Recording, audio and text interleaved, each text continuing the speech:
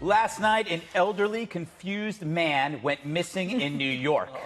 Luckily, a band of self-satisfied elitists found him babbling on the street, threw some pants on him, gave him a stage. Oh, my God. I'm going to say one thing. Trump.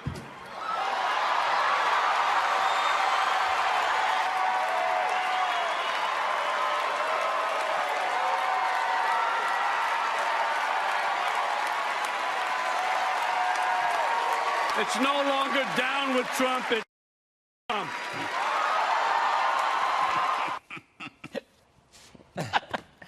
It kills me. Talk about persuasive. Really, I was on the fence about Trump, but then I decided to really listen to one of the great generational leaders of American pop culture. And the clenched fists at the end, that really drove it home. It looked like he was pressing a 2-pound weight in a Jenny Craig commercial. Oh, my God. Look at it again. It's so cute. It's like he found out the restaurant serves Jell-O, or that he won a $10 scratch-off, or he scored a cameo in Jersey Shore, or he had his first #2 in a week. Thank you, Fibercon. What a sad end for a great actor. He went from Raging Bull, to this. Look at this guy! Am I on drugs? Of course I am. Yeah! Off history is being made. What's up now, bro? Yeah, what's up now, bro? Oh, yeah. Poor Bob. You know, he's like a star whose girlfriend dumps him for a bigger star who's in the White House while you're in Dirty Grandpa. Oh, man.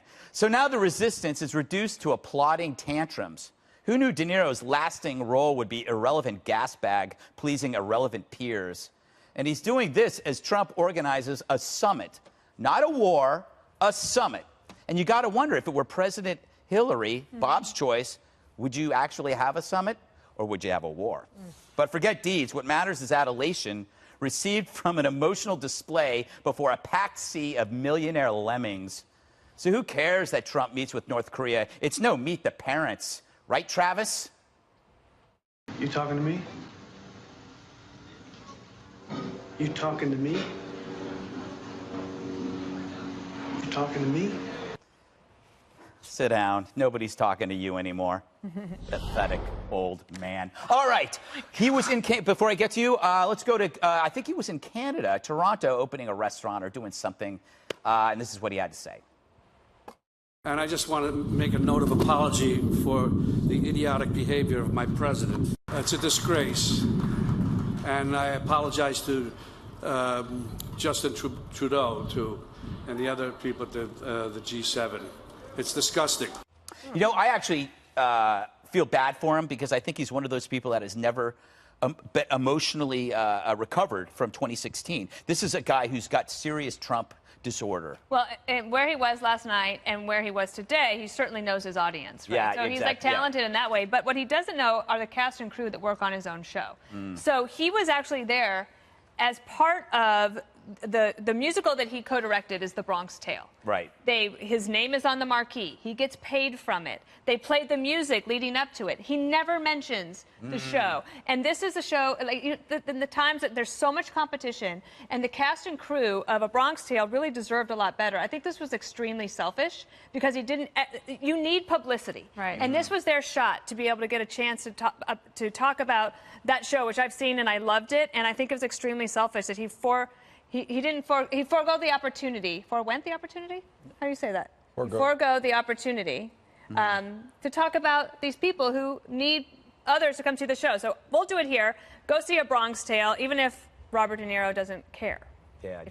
So he cheated the Tony honorees, but also I think he might have helped Trump get reelected, Jesse. Yeah, I think Hollywood's not doing the Democrats a very good service here. If you think about it, he's like the Nancy Pelosi of Hollywood. Yep. Every time he opens up his mouth, the Republican Party goes like this, keep talking. And when you add this to Samantha Bee Seward, to Snoop Dogg, to Kathy Griffin, they are not doing a very good job helping Democrats get elected. And what this does is when something like this happens, it fires up the Republican Party, it turns off independents, and then it just drags the Democrats so far to the left that they cheer and they think this is acceptable.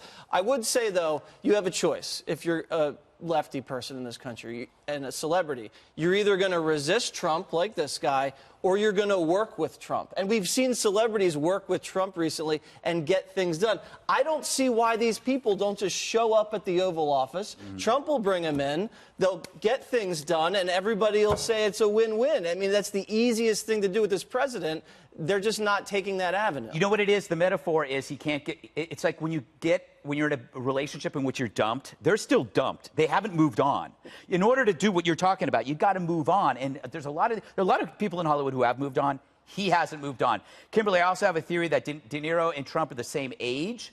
So the comparison is stark that De Niro's career is on the downslide. The the choices he has to make are purely for financial reasons, whereas Trump is the leader of the free world. I think that's eating him alive inside. Wait, Totally. De Niro's broke, is that what you're saying? Pretty much. Why is he doing Dirty Grandpa? It ain't for art. He also has It's the like he's Irishman broke. that's coming out with Scorsese. That's going to make a pretty penny. Yeah, but you know what? He's in Well, trouble. he just hurt the pretty penny for everybody else involved in that movie because he's not winning, hearts and minds behaving that way. It's just it was poor theatrics at best. I agree with you, Dana. I think it was it was just like egotistical. Like, why take the moment away of triumph and of adulation for other people who've worked very hard and make it about yourself? You know, it's just very myopic in terms of his viewpoint, and it's just like cheap thrills that he's kind of getting for himself. It just sort of suggests that psychologically he's not feeling so great about where he is or what he's doing, in life, and then he has to go. We don't need him to apologize to the Canadians or on behalf of Trudeau. It's like so bizarre. Yeah, thanks, but no one thanks. cast you in that role,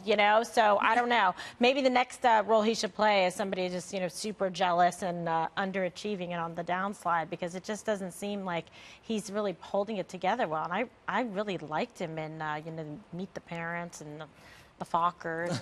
Watch your mouth, Kimberly. It's over for me now. So Juan, I get the impression now all you have to do is swear. You don't need to have any kind of intellectual argument. Right. Just swear. It works. It actually works. When I hear you talk about Robert De Niro in this way, I think, oh, well, there must be some like B or C list actor they're talking about. They're talking about Robert De Niro, who is one of the greatest American actors of all time. Without question. Yes, but and not I don't there. think Robert De Niro is in any trouble. I think, in fact, Robert De Niro is standing up there. He's the raging bull in a rage over the outrageous behavior of this president. And it's not that he can't get over 16, Greg. It's that he can't get over the current contemporary reality of things like separating children from their parents. You didn't do that. Oh, that's not the president's Obama. administration, I see. And let me just say, Obama. he can't get over the idea, and I think this is what you're seeing reflected, that this president creates chaos, antagonizes And mental our illness. allies, embraces Putin, has an ongoing investigation, which he says he's going to pardon himself. People are like, what the?